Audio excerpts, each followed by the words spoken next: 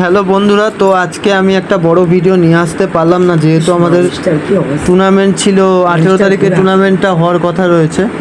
তো এইবারে ওখানে প্র্যাকটিস করতে গেছিলাম। তো ওখানে যাওয়ার পরে আমাদের প্ল্যান হয় যে অক্ষদার দোকানে যাব। তো ভিডিওটা অতটাভাবে করতে পারিনি, কেননা খুব শরীরটা খারাপ লাগছিল, টায়ার্ড লাগছিল। র্যাপিডো করে আবার ব্যাক করেছি বাড়িতে। তো এখন বাজে হচ্ছে তোমাদের এখন বাজে হচ্ছে 4:22।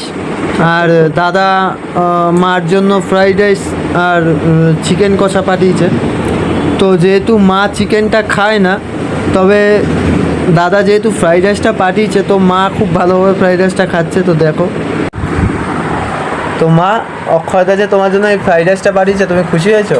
দারুণ, ছেলে পাঠিয়েছে, মা খুশি হবে না? হ্যাঁ, তো দেখতে পাচ্ছ বন্ধুরা, মা কিন্তু চিকেনটা খায় না, বাট দেখতে পাচ্ছ বাটিতে কিন্তু ফ্রাইড রাইস নিয়ে মা খাচ্ছে।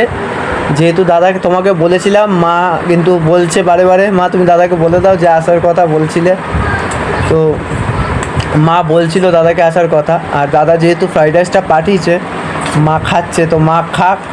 তো তোমরা ভিডিওটা দেখো বন্ধুরা, লাইক করো, সাবস্ক্রাইব করে দাও চ্যানেলটা, আর শেয়ার করে দাও। মা একবার বলে দাও সবাইকে সাবস্ক্রাইব করে দিতে।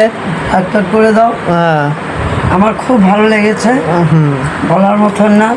ছেলের খাবার, দেওয়া খাবার ভালো না হলে পারে? একদম একদম একদম অবশ্যই। একদম দাদাকে আমি পুরো আমার নিজের বড় দাদা মনে করি, অক্ষয়দাকে। আর আসার জন্য নেমন্তন্ন করবো না, ছেলে কোনোদিন মা কোনোদিন ছেলেকে নেমন্তন্ন করে না। 100 বার ছেলে নিজের থেকে আসবে, বসবে, খাবে, ঘুরবে, এটাই তো আনন্দ। এর চেয়ে বেশি কিছু আর হয় না। একদম একদম।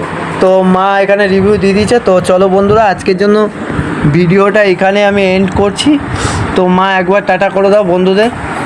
তো মা টাটা করে দিল। চলো আজকের মতন শেষ, আবার পরে নতুন ভিডিও নিয়ে আমরা আসবো।